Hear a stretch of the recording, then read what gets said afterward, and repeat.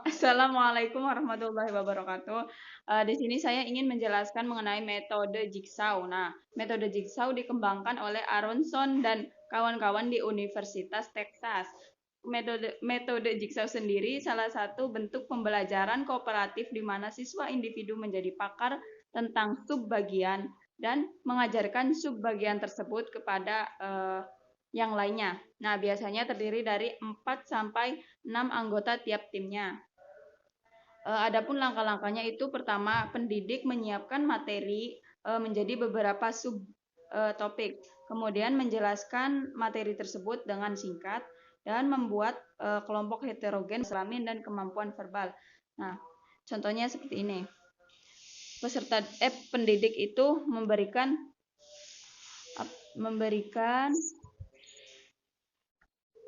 kelompok. Kelompok ini dinamakan kelompok asal atau kelompok awal. Nah, setelah itu tiap-tiap anggotanya diberikan materi yang berbeda-beda. Seperti ini materinya, misalkan abu-abu, biru, kuning, dan merah.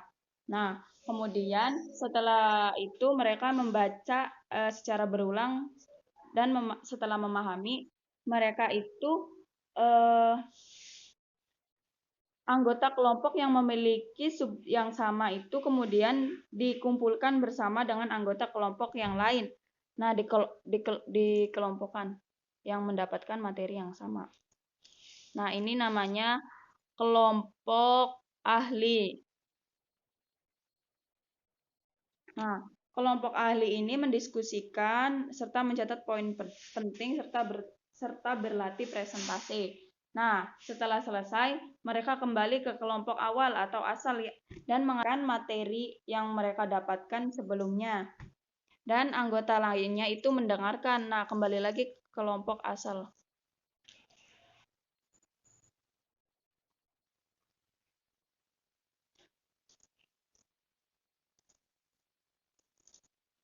Terus, nah, setelah itu tiap tim ahli mempresentasikan hasil diskusi. Nah, tiap tim ahli yang tadi yang mendapatkan subbab yang sama itu mempresentasikan hasil diskusinya.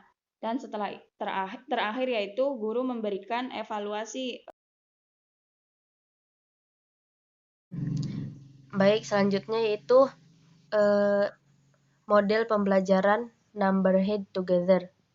Nah, model ini yaitu adalah jenis pembelajaran yang tergolong ke dalam model kooperatif yang tujuannya dirancang untuk mempengaruhi pola interaksi siswa dan sebagai salah satu alternatif terhadap struktur kelas tradisional. Nah, dalam metode ini ada 7 fase yang harus dilalui oleh siswa. Yang pertama yaitu adalah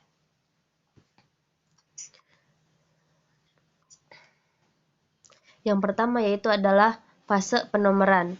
Nah, dalam fase ini siswa diminta untuk menghitung 1 sampai 3.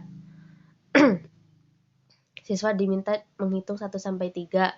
Nah, misalnya kelompok 1 setelah berhitung, misalnya kelompok 1 akan dikelompokkan dengan kelompok 1, kelompok 2 akan dikelompokkan dengan nomor 2, dan nomor 3 yaitu akan dikelompokkan menjadi kelompok yang ketiga. Nah, kemudian memasuki ke fase yang kedua yaitu mengajukan sebelum ke fase kedua yaitu ada setelah terbentuk kelompok, di dalam kelompoknya itu dibagi lagi menjadi nomor yang berbeda. Nah, setelah itu kita memasuki ke fase yang kedua, yaitu mengajukan pertanyaan. Nah, di sini guru akan memberikan pertanyaan kepada siswa dan akan dijawab sesuai dengan kelompok masing-masing. Kemudian fase yang ketiga yaitu siswa dituntut untuk berpikir bersama dan bertukar pikiran dan menyatukan pendapatnya terkait pendapat yang telah diberikan oleh guru tadi. Kemudian masuk ke fase yang keempat, yaitu menjawab pertanyaan dari guru. Nah, pada fase ini guru akan memilih secara acak terkait dalam satu kelompok itu. Misal, pada kelompok 1 yang akan ditunjuk adalah nomor 3. Nah, jadi yang ditunjuk itu akan menjawab pertanyaan dari gurunya, kemudian maju dan menerangkan kepada teman-teman yang lainnya. Kemudian masuk ke fase yang kelima, yaitu penilaian dan pemberian tanggapan. Nah, pada fase ini guru akan meminta kepada siswa lain untuk menanggapi jawaban dari siswa yang ditunjuk tadi. Kemudian fase yang keenam yaitu memberikan kesimpulan.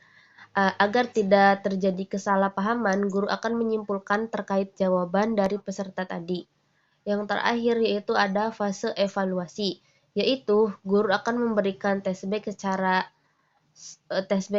secara tertulis maupun lisan agar mengetahui apakah siswa tersebut betul-betul paham atau tidak sama sekali. Jadi fase yang terakhir yaitu fase evaluasi.